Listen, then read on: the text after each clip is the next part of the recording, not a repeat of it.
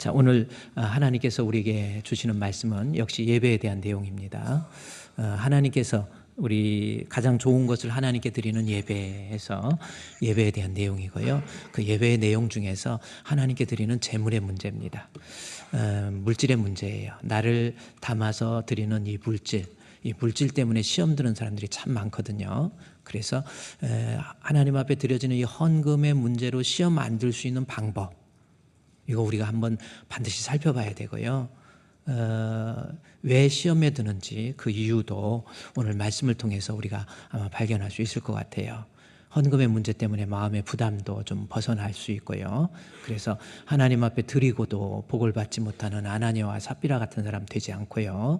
하나님 앞에 적은 물질이지만 과부의 엽전 2렙돈을 하나님이 받으시고, 2렙돈이라는 것은 그야말로 정말 하찮은 돈이에요. 요즘 돈으로 뭐 환산해 보면 환산할 수는 없겠지만은 뭐 한 500원도 안 되는 겁니다.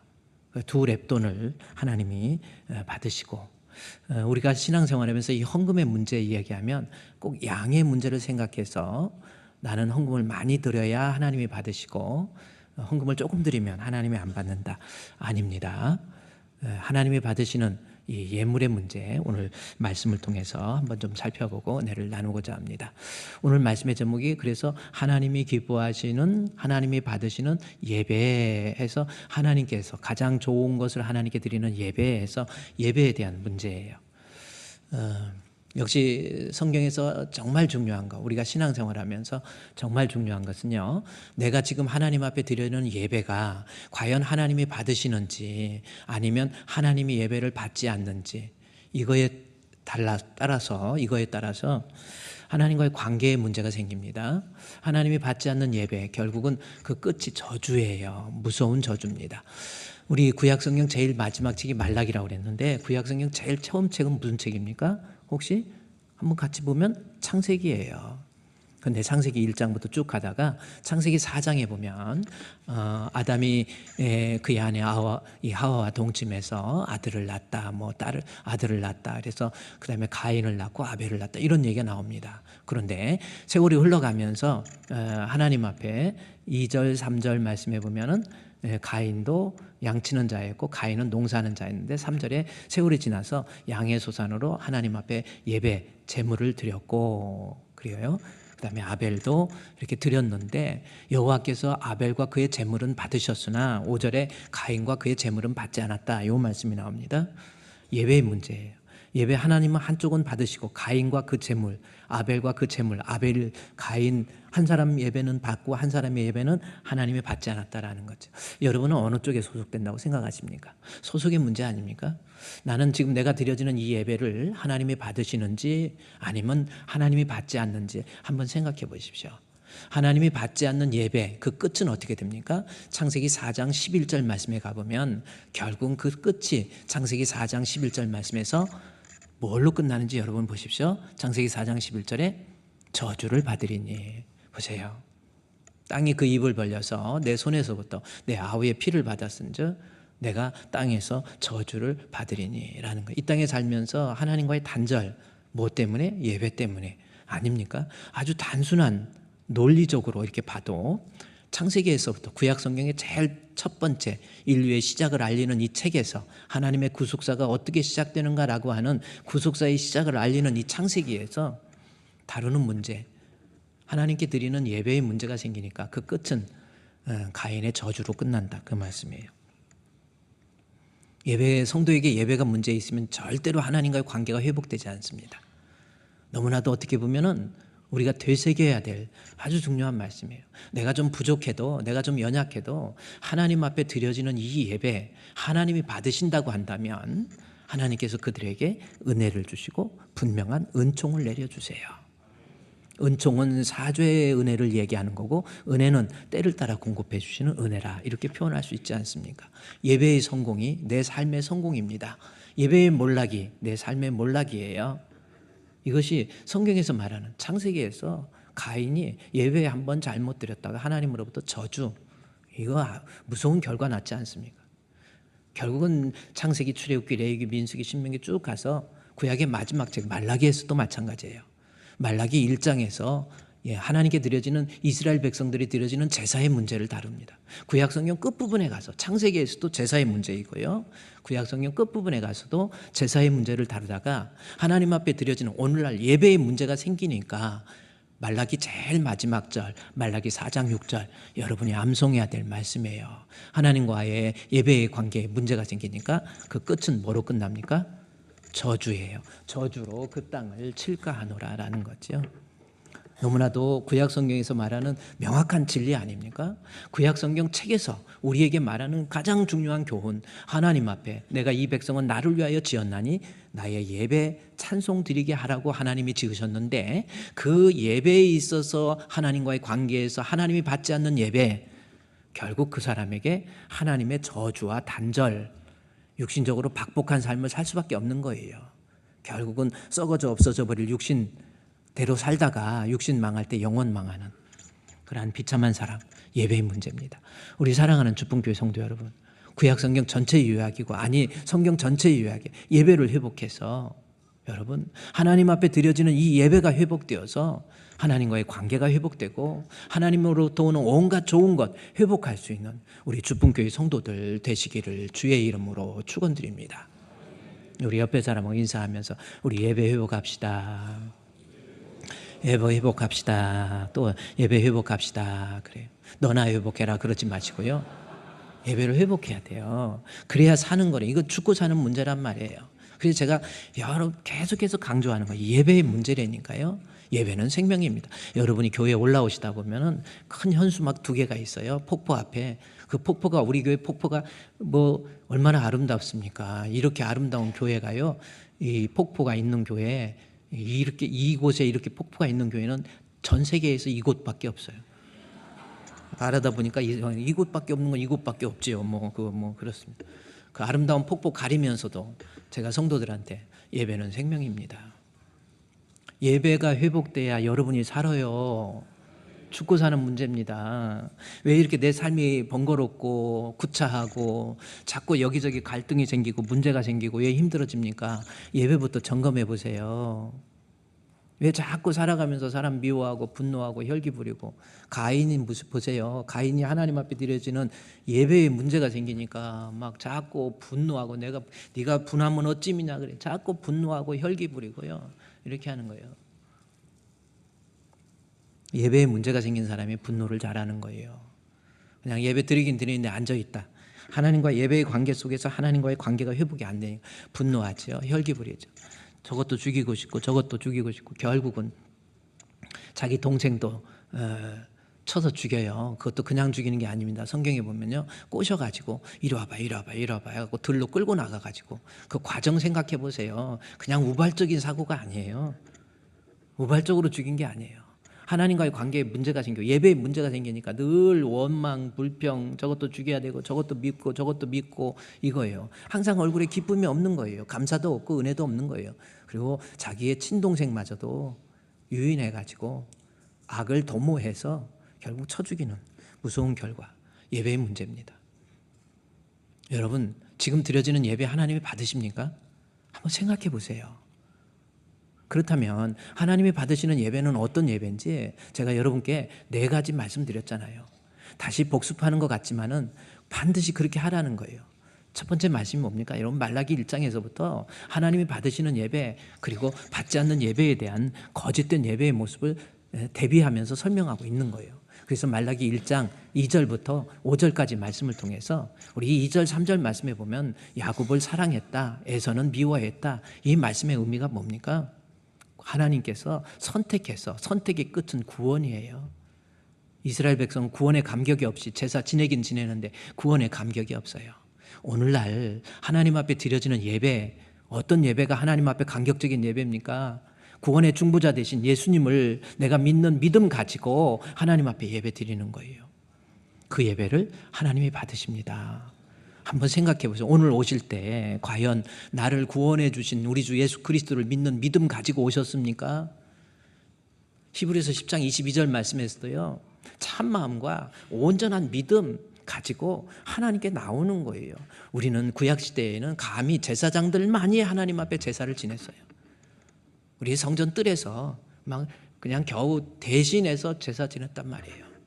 그러나 예수 그리스도의 십자가의 죽으심을 통해서 우리가 하나님 앞에, 그래서 참 마음과 온전한 믿음으로, 예수 믿는 믿음으로 나도 하나님 앞에 예배 드릴 수 있는 거거든요. 그럼에도 불구하고 예수 믿는 믿음 없이 하나님 앞에 예배 드린다면 그것이 바로 하나님이 받지 않는 거짓된 예배예요. 예수 믿으세요? 아멘. 예수 믿으세요? 나를 위해서 십자가에 대신해서 죽으신 십자가의 대속의 죽음을 믿는 믿음 가지고 나는 감히 고개를 들 수 없는 죄인이지만 오늘도 주 예수 그리스도의 이름을 의지해서 하나님 앞에 예배를 드립니다. 이 예배를 주님이 받아 흠양하여 주시옵소서.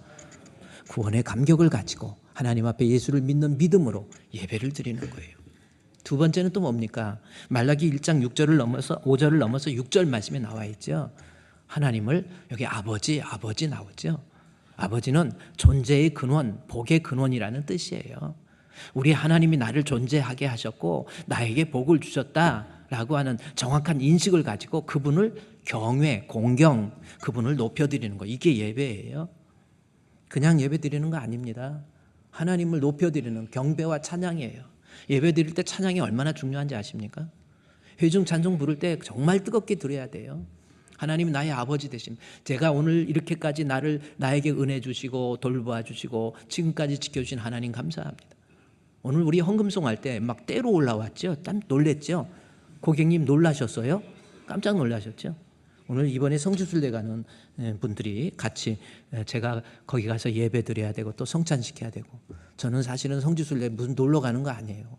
가서 성찬식 하기 위해서는 그래서 막 양복 입어야 되고 또 뭐 가운 갖고, 그래서 내가 그거 아유 못해요. 다른 사람 시키세요. 그랬더니 아니라고. 그래가지고 그러면 가운은 안 가져오셔도 양복은 꼭 입고 오세요. 양복 입고 집신 신을 수는 없잖아요. 또 그러면 또 구두를 갖고 가야 돼. 구두가 얼마나 무거운디. 참 어떻게 보면 참, 그래도 이것도 어떻게 보면은 가서 성지순례 빌립보 교회에 가서 루디아 기념교회에서 말씀 좀 전해주세요 그러더라고. 빌립보 강가, 바울이 2차 선교 여행을 시작하면서 마게도니아의 첫 성 빌립보로 가가지고 거기에 어디 기도처를 찾다가 루디아를 만나거든요. 루디아를 만나가지고 거기서 예배를 드리고 말씀을 전하다가 예수 믿는 사람이 생겨서 우리 강가에 가서 세례를 준 곳이 있어요.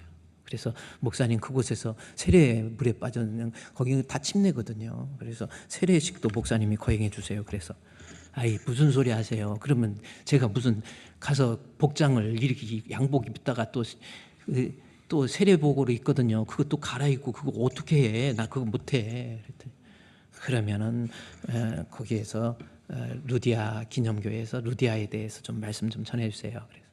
그래서 루디아에 대해서 루디아 설명 좀 하고.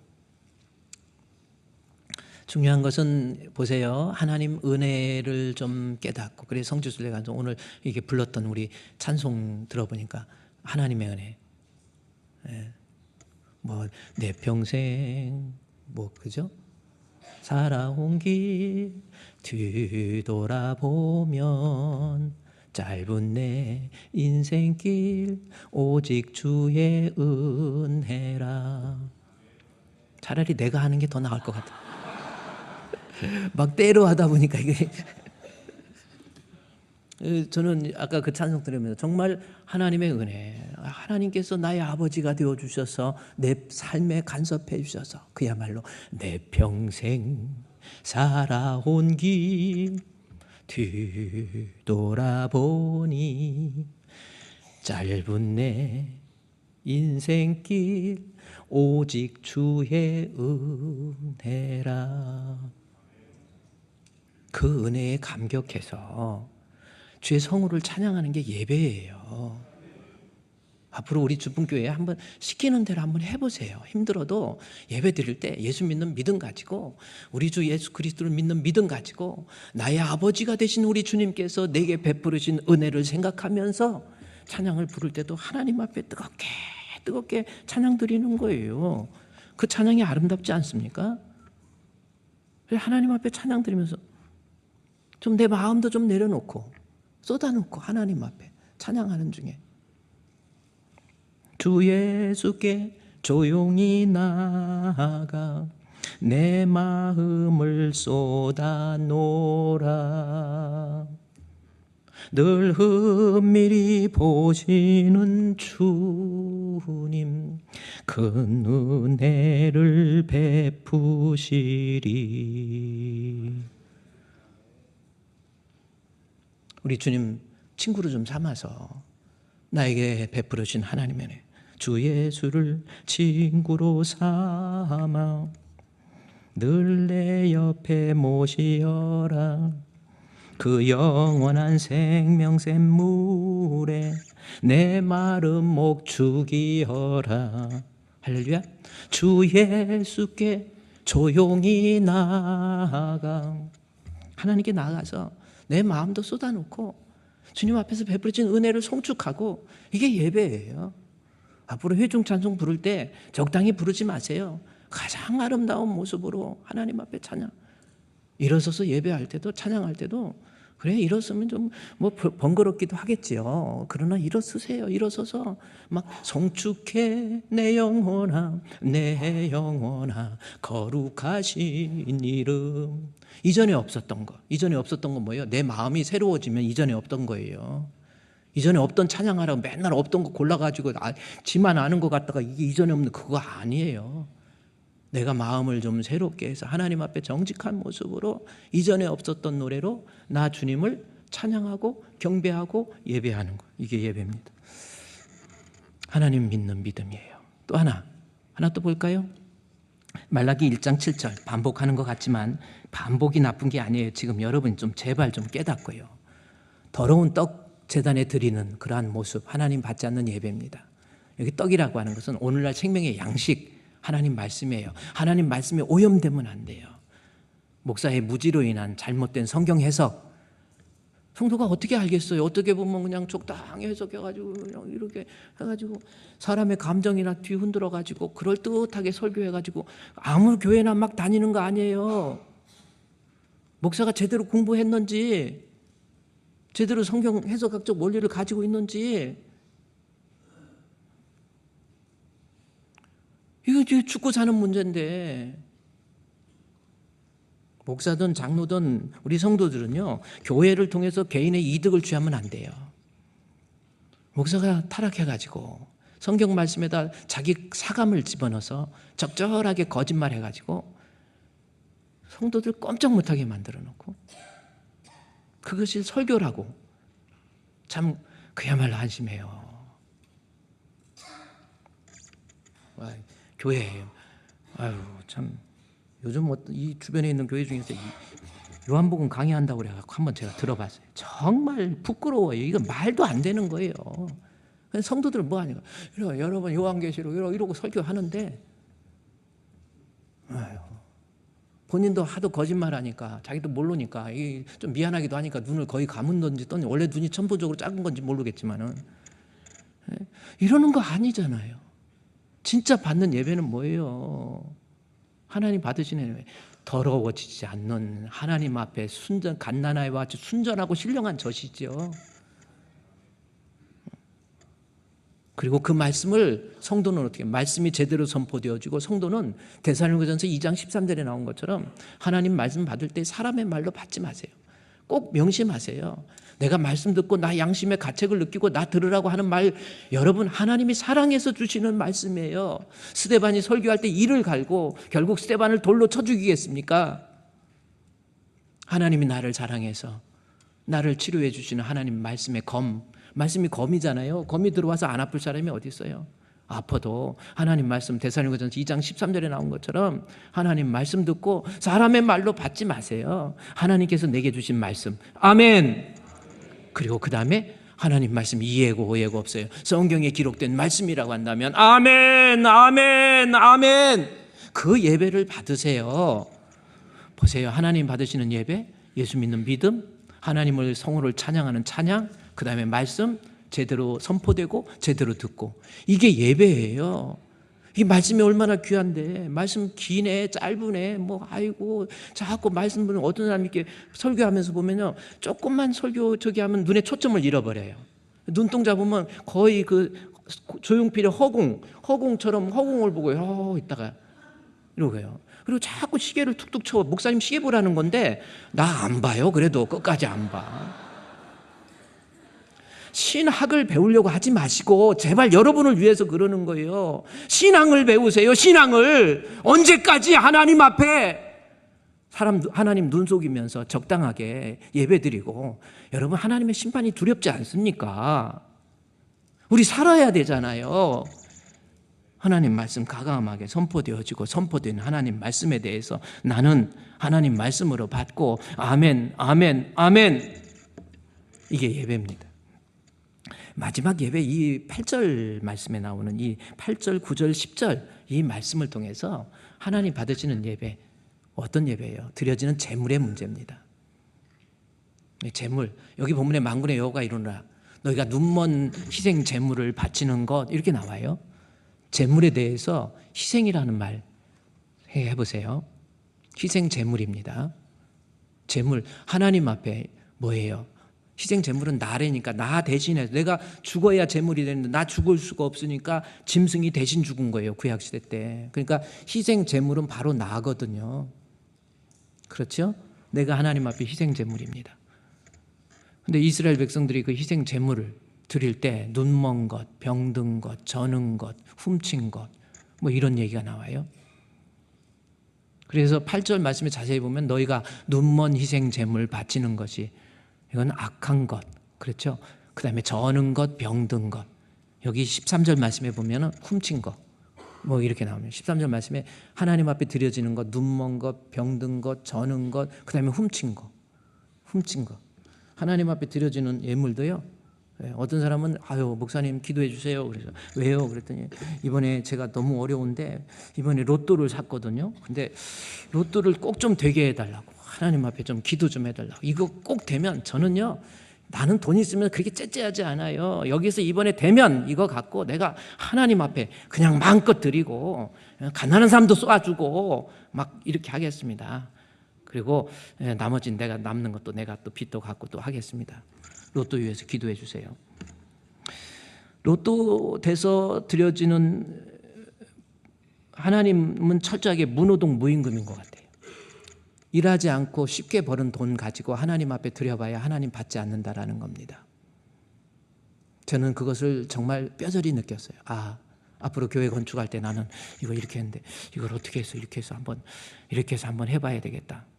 아니에요. 하나님은 아니에요. 여지없이 자르세요. 하나님 앞에 드려지는 예물, 병든 것, 저는 것, 훔친 것 하나님 받지 않아요. 그거 하나님 앞에 죄입니다. 이것이 어디 있습니까? 말라기 1장 8절 말씀에 보면 보세요. 하나님 1장 8절 말씀에 너희의 눈먼 것 바치는 것이 어찌 뭐예요? 악한 거예요. 악이 뭡니까? 죄라는 거예요. 나는 이게 죄가 아닌 줄 알았다니까. 하나님 앞에 드리는 거 잘못 드리면 이게 죄가 되는 거예요. 조금 더 내려가 봤더니요. 하나님의 이 죄에 대해서 악한 걸 강조하죠. 악하지 아니하며 드리는 거죠. 어찌 악하지 아니하냐? 너희 총독에게 한번 드려봐라. 그거 받겠냐?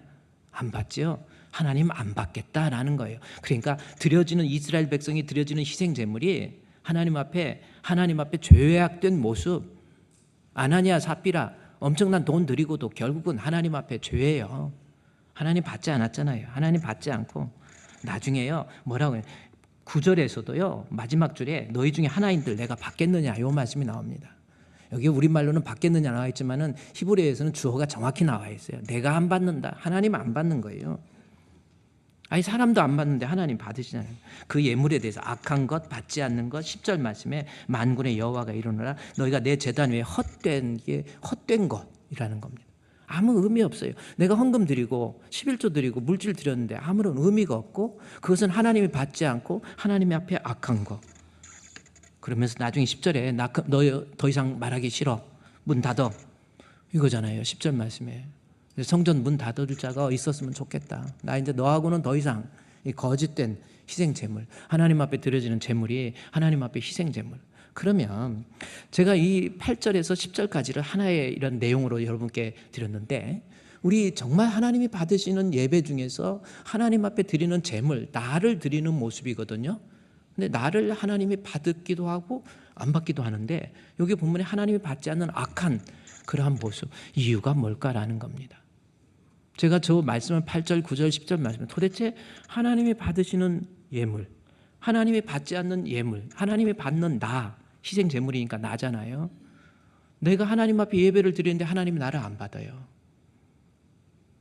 특별히 희생 제물이라는 것은 어떤 의미인지 한번 생각해 볼까요?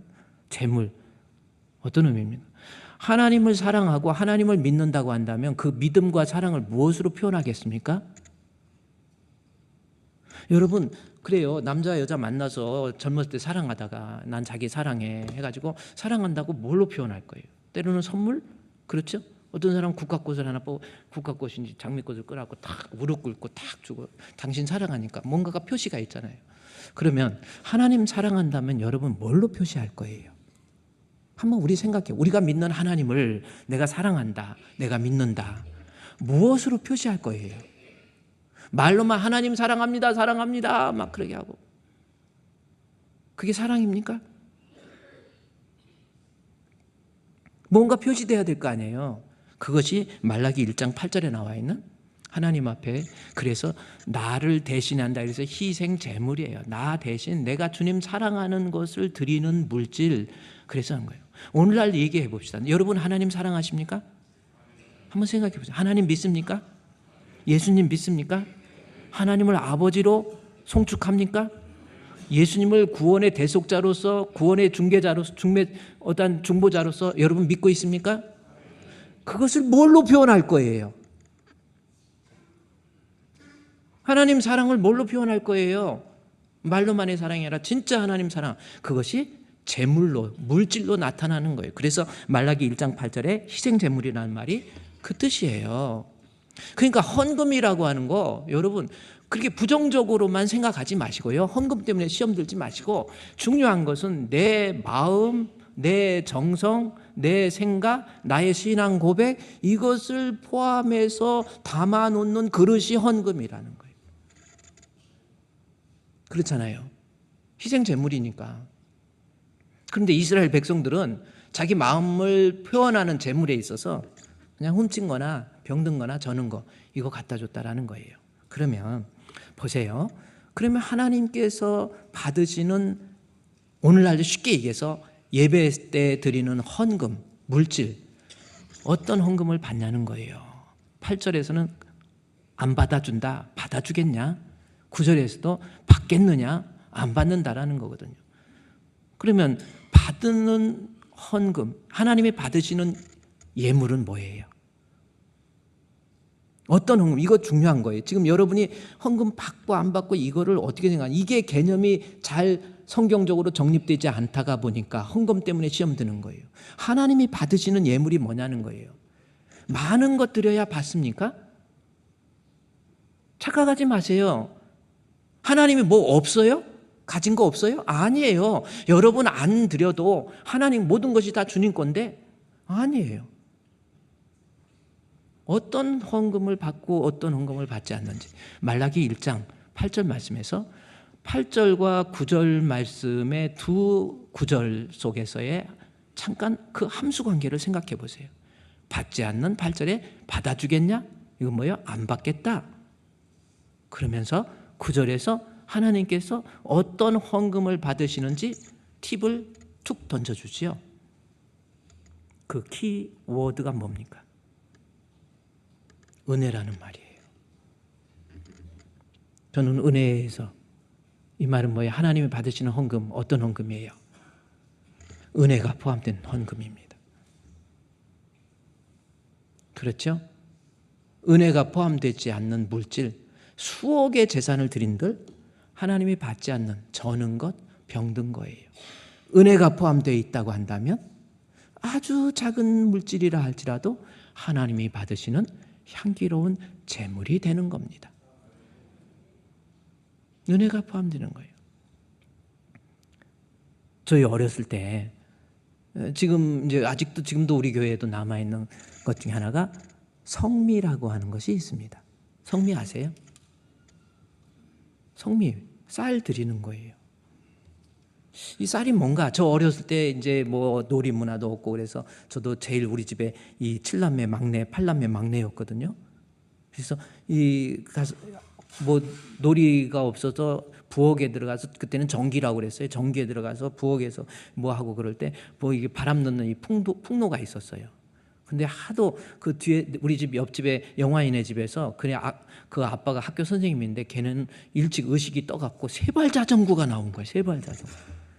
그래갖고 그거 타갖고 끼끼끼끼 하고 다니는 거예요. 영환이가 나하고 나이가 한 살 어린데. 그래서 내가 한 번만 타보자고. 그랬더니 죽어도 안 태워줘요. 하루 종일 오전부터 해 뜰 때까지 밀면 한 바퀴 태워줘. 참 더러워서 내가 그 끄급수를 얼마나 당했는지. 하여튼 뭐 그랬습니다. 그래서 참 자전거 어렸을 때 세발 자전거가 그렇게 바퀴가 그렇게 좋았어요. 근데 부엌에서 보니까 그 자전거를 보다가 부엌에서 보니까 이 바람 넣는 거 있잖아요. 그것도 잘 보니까 자전거 비슷해요. 뒤집어 가지고 이렇게 돌리면서 어쨌든 자전거처럼 흉내를 내 가지고 이거 자전거다 그러다 가지고 엄마한테 작대기로 직사게 맞고 좀 그랬던 추억도 있습니다. 그런데 부엌에서 엄마가 밥을 할 때 제가 참 잊어버리지를 못해요. 뭐 쌀 씻고 뭐하고 다 하잖아요. 쌀뜨물도 다 모아가지고 구정물통에다 넣어서 그거 돼지 밥 해서 주고요. 버리는 게 없었어요. 근데 이 쌀 아침에 일어나서 식사를 하면서 쌀을 씻어가지고 준비하면서 씻기 전에 어머니가 이렇게 부엌 이 아궁이 옆에 이만한 항아리가 있었어요. 거기에다가 뭐라고 하면서 한쪽 뭐라고 해서 하나 뭐라고 하면서 하나, 첫째 아들, 둘째 아들, 셋째 아들 하면서 그 쌀을 거기다 넣는 거예요. 난 저게 뭘까 그랬어. 그래서 주일날 보니까 아침에 거기에 성미 이 주머니에다가 쌀을 넣어가지고 교회에다 갖다 드리는 거예요. 그때는 목사님들도 뭐 사택이 뭐 있겠어요. 교회 옆에다가 그냥 적당히 늘려갖고 천막 쳐갖고 사택이. 목사님들 쌀이 어떻게 있으면 성경적으로 그래서 레위인에게는 몫이 없었잖아요. 그래서 그때 그 쌀을 갖다가 교회에다 바치니까. 그때 당시만 해도 여자들에게 경제권이 없었잖아요. 그러다 보니까 엄마 입장에서 내가 드릴 수 있는 거, 내가 손에 잡을 수 있는 것이 쌀이었어요. 쌀 갖다 드린 거예요. 예배 드릴 때에 집 앞에 있는 조그마한 화단에 작약꽃 한 송이 꺾고 국화꽃 한 송이 꺾어서 교회 화병에 꽂아놨던 거예요. 하나님이 받으시는 예물 뭡니까? 쌀 한 가마, 100가마 그거보다 하나님이 받으시는 거는요, 그 드려지는 예물 속에 과연 얼마만큼 하나님에 대한 은혜의 감격이 있느냐. 말라기 1장 8절 9절. 제가 그래서 은혜라고 하는 말을 일부러 파란 걸로 해놓은 거예요. 이걸 잘 살펴보면 이제는 알겠어요. 하나님이 받으시는 예물은 은혜의 유무입니다. 주의 은혜에 감격해서, 하나님 사랑에 감격해서, 그것에 대한 표현으로서 내가 하나님 앞에 주일 헌금, 때로는 선교 헌금, 때로는 11조, 그 헌금을 하나님이 받으시는 거예요. 자, 그러면 성경적으로 한번 생각을 해봅시다. 하나님 앞에 드리자는 예물, 어떤 헌금을, 예물을 하나님이 받으시는가에 대해서 성경적인 근거를 한번 찾아보자는 거예요. 창세기 4장 1절부터 제가 한번 묶어서 창세기 4장 1절부터 쭉 보세요. 아담의 그의 아내 하와와 동침해서 아들을 낳습니다. 아들을 낳고 이르되 내가 여호와로 말미암아 등남했다 해서 아담이 아들을 낳았어요. 그 이름은 가인이고 그 아우의 이름은 아벨입니다. 어떤 사람은 어떤 사람 이걸 보고 아들이 하나 둘밖에 없었고 가인이 아들 쳐 죽여서 하나 더 줘서 셋밖에 없다고. 근데 목사님 이해가 안 가요. 그래서 가인이 나중에 쫓겨났잖아요. 그러니까 그 14절 말씀에서 창세기 4장 14절에서 나 쫓겨났는데 나 무서워요. 나를 해하려고 하면 어떡합니까? 사람들이 나를 만나서 죽일 건데 막 이래. 그래요? 만나는 자만 나를 죽이겠어. 그래서 어떤 사람은 목사님 아담 하와만 만들었다며 이 어떻게 아들이 어디 가서 있는데 막 죽이려는 사람이 또 다른 사람이 있는 거 아닌가요? 그러는데 아니에요. 여러분, 아담이 가인과 아벨만 낳습니까? 아니 근데 딸 이름은 하나도 없어. 딸은 안 낳습니까? 무지하게 아담 창조될 때부터 성인으로 창조돼 갖고 그때부터 계속 아기 낳은 거예요. 그리고 창세기 4장쯤 가면 가인과 아벨은 한참 세월이 흐른 거예요. 여기 세월이 흘렀다라는 거예요. 세월이 흘러, 이것도 중요한, 세월이 흘러간 거예요. 그래서 아담이 가인과 아벨만 낳은 게 아니고, 왜 가인과 아벨만 기록했냐면 성경은 유인전이나 어떤 역사책이 아니에요. 어떤 의미입니까? 하나님께서 그의 백성의 타락한 그의 백성을 구원하기 위해서 어떻게 해야 되는가라고 하는 것, 구속자적 관점에서 필요한 것만 취사 선택한 거예요. 가인과 아벨의 구속사적 관점에서 설명하기 위해서 필요하니까 그 부분을 가인과 아벨만 내놓지. 딸도 제가 볼 때는 딸도 무지하게, 오히려 아들보다 딸이 더 난 것 같아. 왜냐하면 이때 당시에 남자들이 보통 부인이 막 선호되는 걸로 봐요. 아브라함도 막, 아브라함의 아내 사라가 있었잖아요. 그래서 사라가 임신하지 못하니까 하갈 갖다가 이렇게 해가지고 또 거기서 아이 낳죠. 그리고 이제 이 사라가 또 죽으니까 또 그걸로 끝나는 게 아니야. 나이가 지금 이 아브라함이 100세가 넘었는데 사라가 죽고 난 다음에 한 127세까지니까 127세에다가 아브라함이 사라보다 10살 많거든요. 137세인데도 또 사라가 죽으니까 결혼 또 형. 그 이름이 뭔지 아세요? 하도 하려고 그러니까 그두라 해갖고 이름이 그두라야. 아니 그게 나와 있어. 그래서 성경에 나와 있는 인물 뭐 아담이 둘만 난 거 아닙니다. 구속사에 필요한 입장에서 성경을 기록한 거예요. 그런데 창세기 4장에서 지금 제가 여러분께 말씀드리고자 하는 것은 한번 자세히 살펴보세요. 거기에 보니까 제사를 지내는 거예요. 그런데 그가 가인의 아우 아벨을 낳았는데 아벨은 양치는 자이고 가인은 농사하는 자. 그래요. 하나는 양치는 자, 하나는 농사하는 자. 자, 세월이 지난 후에 가인은 땅의 소산으로 제물을 삼아 여호와께 드렸고, 아벨은 자기 양의 첫 새끼와 그 기름으로 드렸는데 여호와께서는 아벨과 그의 제물은 받으셨으나 가인과 그 제물은 받지 않았다라는 거예요. 그래서 저는 이 말, 그러면 하나님이 받으시는 제물일, 하나님이 받으시는 헌금, 어떤 헌금인지 너무 중요하지 않습니까? 하나님은 어떤 헌금을 받으시고 어떤 헌금을 받지 않는지 여러분이 한번 눈으로 보세요. 헌금 이야기니까. 그래서 제가 여러분 말, 가인, 아벨, 세월이, 아벨은 자기 첫 새끼, 가인은 자기 땅의 소산. 그러니까 가인과 아벨인데 문제는 왜 안 받았을까? 아벨의 걸 왜 안 받았을까? 궁금했어요. 그래서 궁금해하고 가지고, 그래서 이게 도대체 아벨의 제사는 받고 가인의 제사는 왜 안 받았지? 궁금해서 성경은 성경으로 해석하는 것이 가장 합리적인 것이고 가장 오류에서 벗어나기가 쉽습니다. 그래서 히브리서 11장의 3절 4절 말씀을 내가 보니까요, 딱 나와 있더라고. 4절에 가인의 제물을 안 받고 아벨의 제물을 받은 이유, 여러분 정확히 살펴봐야 돼요. 4절에 보니까 믿음으로 아벨은 가인보다 더 나은 제사를 하나님께 드림으로 의로한 자라고 하는 증거를 얻었으니 하나님. 그래서 믿음으로 아벨은 가인보다 더 나은 제사를 드렸다라는 거예요. 믿음으로 가인은 아벨보다 더 나은 제사. 그 더 나은 제사를 하나님 받는데 이 제사를, 더 나은 제사가 어떤 제사이지? 뭘 보고 가인을 보고 아벨을 봤나? 그랬더니 4절 말씀에 더 나은 제사를 드림으로 의로운 자라는 증거를 얻었는데 정확히 나오죠. 하나님이 뭐에 대해서? 예물에 대해서 나와 있잖아요. 가인과 아벨, 사람의 문제가 아니었고 하나님이 받지 않고 받는 이유는 그가 드리는 예물의 문제라고 정확히 예물에 대하여 증언하고 있는 것. 여기서 증언이라고 하는 건 예물에 대해서 explain, 설명해 놓고 있는 거예요. 그러니까 내가 드려지는, 가인이 드리는 예물, 예물의 문제구나. 그러면 다시 창세기 4장에 한번 가보시면요, 창세기 4장에서 그러면 가인이 드리는 예물과 아벨이 드리는 예물의 차이가 뭔가 우리 좀 살펴봐요. 창세기 4장 1절부터 띄워줘 보세요. 거기 보면은 보세요, 어떤 차이인지 여러분 발견해요. 이제 예물의 문제라는 걸 알았어요. 그러니까 가인과 아벨, 사람의 문제가 아니었고 드려지는 예물이라고 성경을 증언했잖아요. 그러면 그가 드리는 예물을 살펴봅시다. 2절에서 아벨은 양치는 자, 가인은 농사하는 자. 세월이 지나서 가인 사람 괜찮아요. 드려지는 예물이 뭐예요? 땅의 소산으로 제물을 삼아 여호와께 드렸고, 아벨은 자기 양의 첫 새끼와 그 기름으로 제물을 드렸다. 이게 나오죠. 그러면 재물의 차이, 드려지는 헌금, 물질의 차이였는데 하나는 땅의 소산.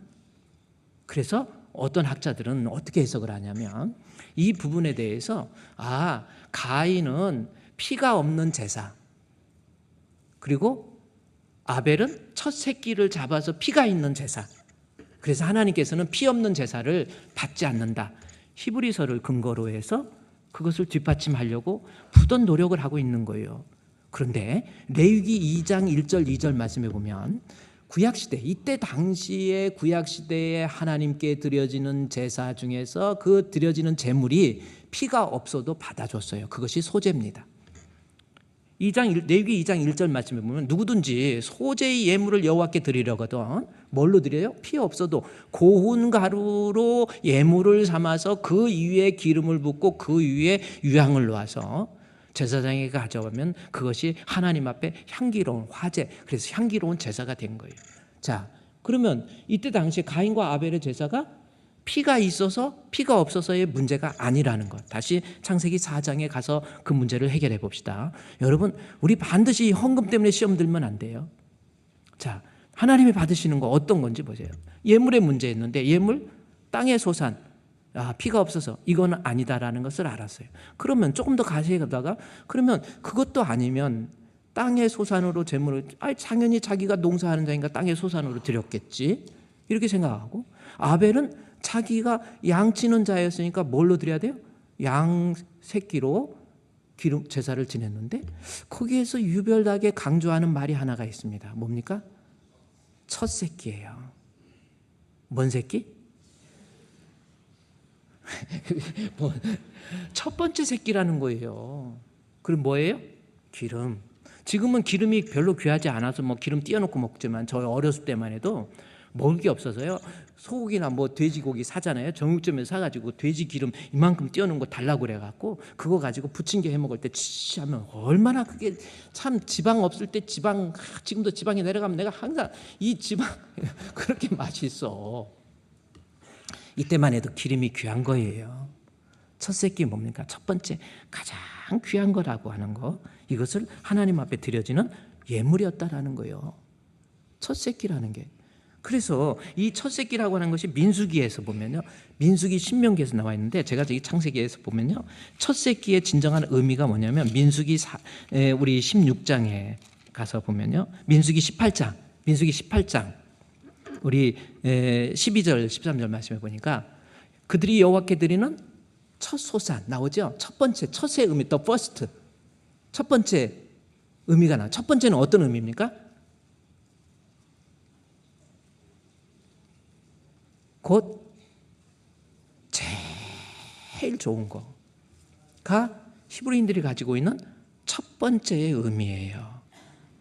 그래서 하나님께 드리는 첫 소산, 곧 제일 좋은 기름과 제일 좋은 포도주. 그래서 가인이 드리는 제물, 아벨이 드리는 제물의 차이라고 하는데 뭔가 봤더니 가인은 자기가 땅의 소산 가지고 그냥 드린 거예요. 그냥 안 드리자니 그렇고 세월이 흘러가면서 이거 꼭 드려야 돼. 그냥 적당히, 그래 감자면 감자, 저기면 적당히 갖다 드린 거예요. 그러나 아벨은 가장 좋은 것, 프라임 띵으로 하나님 앞에 드려진 것, 이거의 문제입니다. 그거 아닙니까? 그러니까 지금 분명히 재물의 문제였는데 그 재물이 가장 좋은 것, 가장 좋은 시간.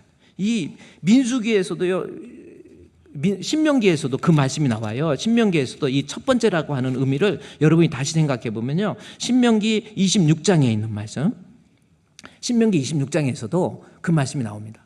여호와께서 강한 손과 파는 펼로 우리를 애굽에서 구원해 주시고 건져 주시고, 자 보세요, 나를 구원해 주셨어요. 그리고 이곳에서 인도해서 오늘날 이만큼 젖과 꿀이 흐르는 땅에서 살게 해 주셨어요. 그걸 뭘로 표현할 거예요? 10절에 여호와께서 내게 주신 토지, 소산의 말들을 가져왔나이다 하고, 내가 그것을 그랬죠. 여기에서 여호와께서 주께서 내게 주신 토지에 뭘 갖고 왔어요? 뭘 갖고, 이거 보세요. 토지에 나를 인도해 주시고 구원해 주시고 이만큼 살게 해 주신 하나님의 은혜에 감격해서 이스라엘 백성이 가져오긴 가져왔는데 뭘 갖고 왔어요?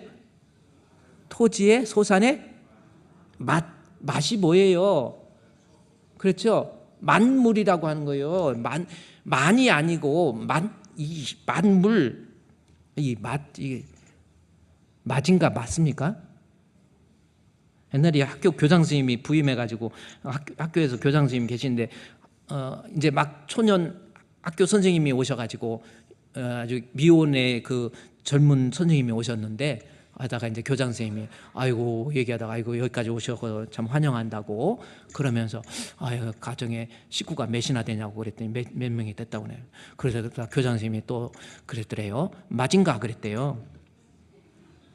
그랬더니 선생님이 이 교장 선생님이 농담도 하시네. 그래서 나도 거기에 답변해야지 해갖고 Z 그랬대요. 맞인가 Z 이랬다고. 그게 거기에서 맛은 뭐예요? 첫 번째라는 뜻이에요. 여기 다시 민수기 신명기 보세요. 첫 번째 것, 가장 좋은 거라는 의미입니다. 따라서 보세요. 하나님께 드리는 예물, 내가 토지의 소산이냐 뭐냐 이런 거 안 따져요. 중요한 것, 내게 가장 귀한 것, 가장 좋은 시간, 가장 좋은 것. 예배를 드려도 목사님 저는 그날 약속이 있어서 못 가요 이런 거 말고, 옛날에 제가 11시 예배 제가 그랬잖아요. 주일날 11시 예배 9시 예배 드리고 어떤 때는 7시 예배 드리고 한때 순복음에서 시작됐지만은 나중에 토요일날 예배 드리고 주일은 놀러 가라고. 이거요 하나님 앞에 저는 거 병든 거 드린 거예요. 내가 놀러 가야 되지만 약속이 있지만 내가 다른 일도 해야 되지만 그러나 내가 하나님 믿는 믿음 가지고 예수를 믿는 믿음이라고 한다면 모든 것 다 전략해서 가장 좋은 시간, 제가 그랬죠. 프라임 타임. 이거저거 다 빼버리고 저는 거 병든 거 드리려고 그래요? 아니라니까요. 가장 좋은 시간, 내게 가장 아까운 시간, 나 이 시간에 다른 데 가서 돈 벌면 돈 벌지만 나 안 벌어도 좋아요. 하나님과의 약속 시간. 그래요. 토요일날 예배 드리고 어떤 때는 이제 그게 안 되니까 주일날 일부 예배, 어떤 때는 7시 예배 드리고 주일날 새벽 기도를 주일 예배로 낮출 거야 해갖고, 그래도 그 정도는 그래도 어느 정도 믿음이 있는 건데 아침 예배 드리고 그 다음에 나머지는 모처럼 휴일인데 내가 마음껏 놀아야지, 그거 하나님 앞에 저는 겁니다. 내가 놀러 가야 되지만 반드시 이 시간에 하나님 앞에 드리는 거예요.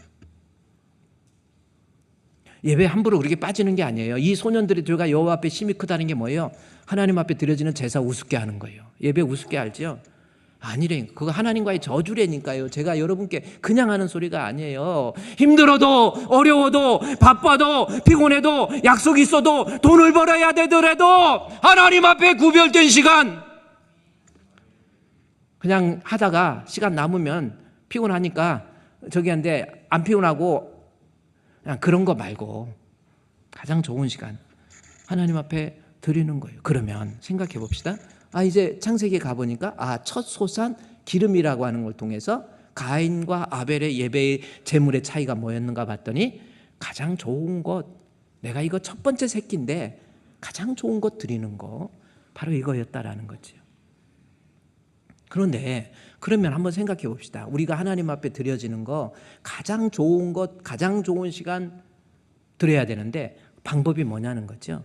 그 방법을 여러분이 알아야 돼요. 내가 헌금 드리고 시험 안 들고 헌금 드리고 상처 안 받고 실족 안 하고 방법이 뭐냐는 거죠. 히브리서 다시 가봅시다. 히브리서 11장 3절 4절 말씀에 어떤 내용이 있습니까? 거기 보니까 믿음으로, 이제 4절 말씀에 아벨은 가인보다 더 나은 제사 드렸다고 그랬죠. 그 얘기하면서 가장 더 나은 가장 좋은 것을 드렸다라고 했는데 그게 뭔가 하고 봤더니 3절에 나와 있어요. 뭡니까? 믿음으로. 이거예요. 가장 좋은 것을 드릴 수 있는 힘이 뭐예요? 믿음이라니까요. 그래서 나중에 4절에서도 믿음으로 아벨은 가인보다 더 나은 제사를 지냈다, 이 말씀이 나오죠. 믿음이 포함된 제물은 그것이 적던 크든지 간에 하나님께 드려지는 가장 좋은 제물. 마지막에 그가 죽었으나 믿음으로써 지금도 말하느니라. 3절에서 그러면 그 믿음의 내용이 뭐예요? 하나님께서 말씀으로 세상을 창조하셨다, 지어졌다, 창조했다, 이 말씀이 나오죠. 하나님 앞에 예물을 드릴 때 가인은, 아벨은 어떤 차이입니까? 그냥 적당히 드린 게 아니에요. 아벨이 드릴 때 가장 좋은 것 드릴 수 있었던 힘은 아벨의 마음속에, 그 머릿속에 나를 창조하신 하나님, 오늘날 말씀이라는 것은 그의 말씀, 즉 예수 그리스도, 성자 되신 예수 그리스도. 그래서 오늘날 하나님 앞에 드려지는 예배가 가장 좋은 것을 드릴 수 있는 힘은 뭡니까? 내 마음속에 나를 지으시고 나를 존재하게 하시고 나에게 복을 주시고 나를 지키시고 나를 은혜 주시고 나의 아버지가 되시며 나의 구주가 되신 예수 그리스도를 믿는 믿음이 있으면 가장 좋은 것을 드릴 수 있는 거예요. 믿음이 없으니까 무슨 구제사업 합니까? 믿음이 없으니까 헌금 드리는 거 아깝지요. 없으니까 못 드리, 아니래니까요. 믿음의 문제래니까요. 그 성경이 어디 있는 줄 아십니까? 고린도후서 8장에 한번 볼까요? 고린도후서 8장 1절부터 4절까지 말씀해 보면은 2절에 보세요. 이 마게도니아 교회, 빌립보 교회하고 데살로니가 교회입니다. 그 교회에 환란이 있었어요. 그런데 환란 가운데서도 그들에게 기쁨이 넘쳤어요. 이거 올라온 거잖아요. 그들의 넘치는 기쁨. 근데 더 중요한 것은 극심한 가난이에요. 가난 중에서도 극심한 가난은 우리말로 가장 쉽게 표현하면 뭐라고 그랬어요? 똥구멍이 찢어질 만큼 가난한 거예요. 나 당장 먹을 거 없어. 진짜 가난해. 느낌 있습니까? 아파트 같은 데서 못 살고 그저 전세, 아파트 요즘 뭐 그 노래가 참 유행인데 그거 말고 아파트 아니고 그저 사는 거 극심한 가난 지우지 마세요. 그거 엄청나게 가난한 거, 말로 표현할 수 없을 만큼 극심한 가난 속에서 히브리서 11장 3절 4절 뭐라고 했습니까? 고린도후서 8장 1절에서 뭐라고 했어요? 뭐였어요? 2절에서 극심한 가난. 그런데 정말 놀랍지요. 그들에게 무슨 연보입니까? 풍성한 연보. 그것도 그냥이 아니에요. 넘쳐. 이게 가능합니까? 이유가 뭡니까? 그것도 그냥 넘치는 게 아니에요. 3절에 내가 증언한다. 마게도니아 교회 어땠습니까? 힘에 지나도록. 어떻게 저렇게 헌금하지? 이거예요. 힘에 지나도록. 그것도 누가 시켜서 목사님 설교 듣고 아예 안 하자니까 내 체면도 안 되고 어떻게 내 유지가 안 되네. 그러니까 할 수 없이 그거 말고 하나님 앞에 자기 힘에 지나도록. 그것도 자원해서 할 수 있는 힘이 뭐예요? 그것만 알면 됩니다. 그렇게 가장 좋은 거 드릴 수 있는 힘이 뭐예요? 믿음이라고 그랬죠. 그래서 8장 1절에 먼저 나와요. 형제들아, 하나님께서 마게도니아 교회들에게 주신 뭐예요? 은혜. 빌립보 교회, 데살로니가 교회가 하나님 말씀 듣기 어려운 환경 속에서 하나님 말씀 듣더니 그들의 마음속에 예수가 생명의 주라는 것을 깨닫고 나니까 극심한 가난이지만 나를 구원해 주신 하나님 감사합니다. 그래서 헌금을 드릴 수 있는 에너지가 나온 거예요. 이게 헌금 아닙니까? 가장 좋은 거 뭘로 표현하겠어요? 이게 제 말이 아니라요. 말라기 1장에 다시 한번 가보세요. 이제 한번 말라기 1장 가보세요. 말라기 1장 13절 말씀에 만군의 여호와가 말라기 1장 13절 말씀에 만군의 여호와가 이르노라. 너희가 또 말하기를 이 일이 얼마나 번거롭고. 헌금 번거롭죠. 그리고 코웃음 쳐요. 뭐 헌금 안 한다고 벌 받아? 그런 거 없어. 뭐 꼭 헌금해야 되나? 교회가 타락했고 비판하기 딱 좋지요. 이 일이 얼마나 이거 힘들고 번거롭고 코웃음 치고요. 그다음에 드리긴 드려야 되니까 이거 뭐 안 드리기도 그렇고 체면도 그렇고 뭐 하니까 이제는 병든 거, 훔친 거, 저는 거 갖다가 그런 거예요. 그러면서 이같이 봉헌물을 가져오니 하니까 자, 이스라엘 백성들이 드렸던 이 봉헌물이라고 하는 것을 연결고리로 해서 그들이 드려지는 하나님 앞에서 제물이 어떤 것이 있었는지 한번 살펴보는 거예요. 여기서 봉헌물이 뭔가 하고 봤더니 봉헌물이라는 단어를 통해서 말라기 3장에 가보세요. 말라기 3장 우리 8절 말씀해 보니까 거기에 뭐가 나왔어요? 봉헌물이라고 하는 것이 나옵니다. 그렇죠? 말라기 3장 8절이에요. 거기에 봉헌물 나오죠. 그러면 이들이 병든 것, 저는 것, 훔친 것, 하나님이 받지 않는 재물, 그 중에서 봉헌물 나왔는데 봉헌물이 뭔가 봤더니 여기 나와 있어요. 8절에 뭐라고 그랬습니까? 사람이 어찌 하나님의 것을 도둑질하겠느냐? 그러나 너희는 나의 것을 도둑질하고도 말하기를 우리가 어떻게 주의 것을 도둑질하였나이까 하는도다. 이는 곧 11조와 봉헌물. 정확히 나오죠. 11조의 문제예요. 11조. 그래서 어찌하여 하나님의 것을 도둑질하느냐? 너희는 나의 것을 도둑질하고도 말하기를 우리가 어떻게 주의 것을 도둑질하였나이까? 그럼 이 말씀은 무슨 말씀이에요? 이스라엘 백성들이 말라기 당시에 11조를 했어요, 안 했어요? 성경 보세요. 했어요, 안 했어요? 써요? 뭐 앞에 정확히 신령과 진정으로 얘기해 보세요. 뭐예요? 아니, 드렸잖아요. 자기들이 그래. 내가 언제 안 했습니까? 그러잖아요. 11조 드렸어요. 근데 문제는 뭐예요? 드리긴 드렸는데 그것이 8절 9절 말씀에 나의 것을 도둑질하였으므로 너희가 저주를 받았다. 이 말씀이 나오죠. 그러면서 10절에 만군의 여호와가 이르노라. 네가 11조 드렸다 하는데 이거 보세요. 뭐 때 문제인지 너희 온전한 11조를 창고에 들여서 전에 양식이 있게 하고 그것으로 나를 시험해서 하늘문을 열고 너에게 복을 쌓을 것이 있도록 붙지 않나 한번 살펴보라는 거죠. 여기 11조는 11조인데 이들이 온전한 11조를 안 드렸다라는 겁니다. 그러면 온전한 11조는 뭐예요? 이거 여러분이 반드시 알고 넘어가야 돼요. 그래야 헌금에 시험 안 듭니다. 온전한 11조. 나가 드리긴 드려. 어떤 사람 드리긴 드려요. 근데 병든 거 저는 거 그냥 이것 빼고 저것 빼고 참 하나님이 보고 계시는데도 우스워요. 이것도 빼고 저것도 빼고 아유 내가 이거 안 해 장로가 돼갖고 체면돼 이거 안 하기도 그렇고 하기도 그렇고 이해해가지고 모양만 만들어 버린 거예요. 온전한 11조는 뭡니까? 그러면 이 11조의 기원이 어디서부터 기원했는지 창세기 14장의 말씀에 보면은 11조의 기원이 쭉 나와 있어요. 창세기 14장에 있는 말씀 여러분 보세요.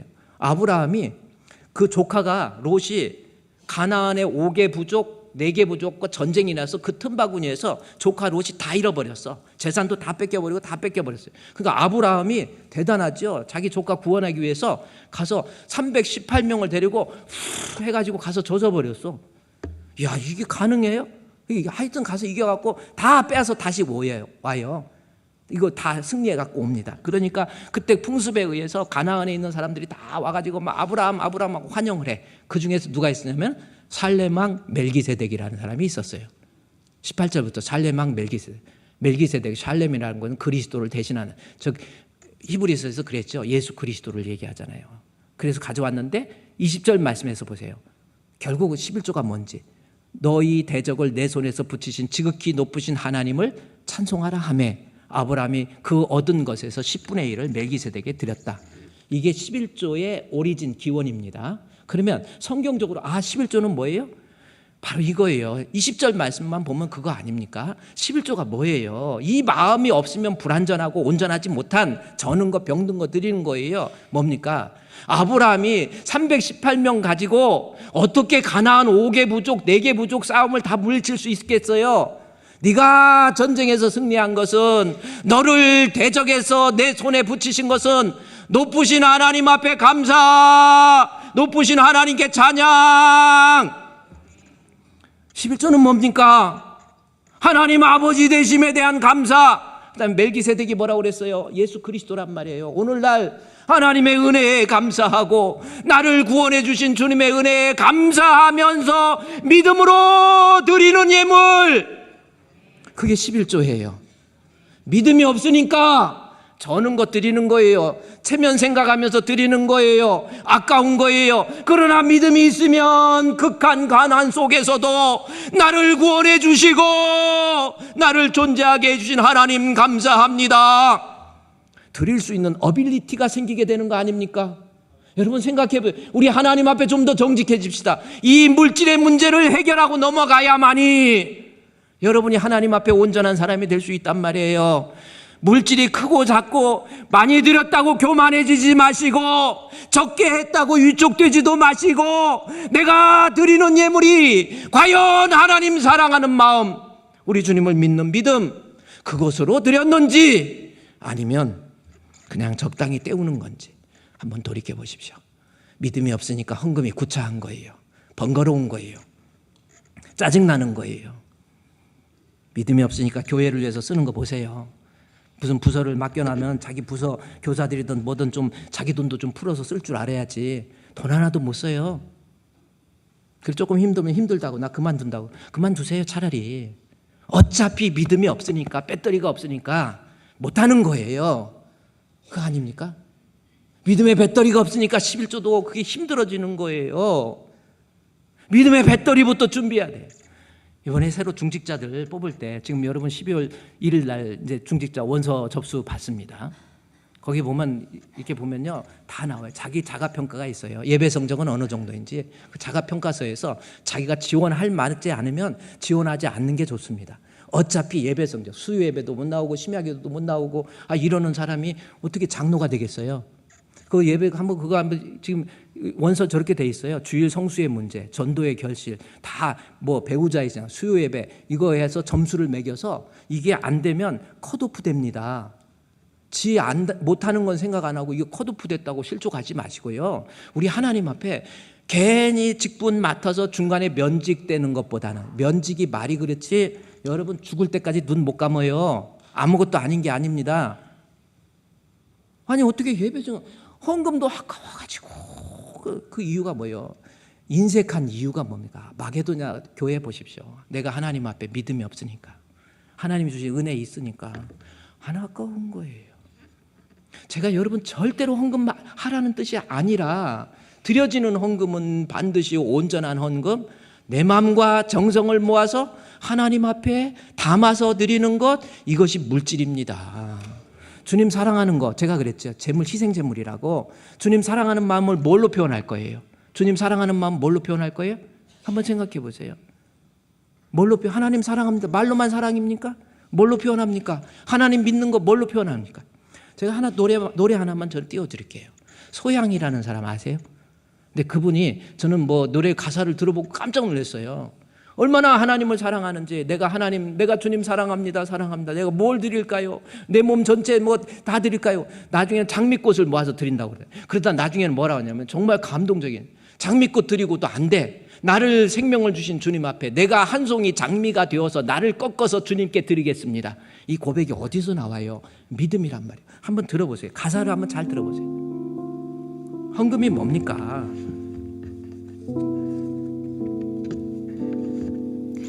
내가 당신을 사랑하는 가사를 한번 잘 들어보세요. 무슨 말로 설명할 수 있을까요? 예쁜 장미를 꺾어 드릴까요? 보세요. 가사 한번 들어보세요. 더 부족한 것 같아요. 내가 당신을 사랑한다는 것은 사랑한다는 뭘 표현할 거예요? 무엇으로 표현할 수 있을까요? 말로만 하나님 믿고 말로만 예수님 믿지. 나의 가진 것 모두 드릴까요? 그것으로 도 부족한 것 같아요. 내게 생명까지 주신 당신 나의 존재를 지으신 당신 어떻게 그 사랑 말할까? 무엇으로 다 그 사랑 갚으리? 나의 사랑하는 당신께. 그다음에 이제 좀 들어보세요. 내가 당신을 사랑한다는 것은 무슨 말로 설명할 수 있을까요? 정말 하나님 사랑은 뭘로 설명합니까? 예쁜 장미를 꺾어 드릴까요? 그것으로 도 부족한 것 같아. 장미꽃 드리는 것도 부족하다. 그 다음에 보세요. 오히려 내가 장미꽃이 되어서 나를 꺾어서 드렸으면 됐어요. 나는 저 말에 눈물이 나더라고. 내가 한 송이 장미꽃이 되어서 내가 장미꽃 드린 것도 안 되고 내가 한 송이 장미꽃 되어서 나를 꺾어서 주님께 드린다. 이게 헌금입니다. 말로만 주님 사랑하지 말로만 믿음 있지 뭘로 표현합니까? 하나님 사랑하는 마음 그 믿음을 드려지는 물질로 표현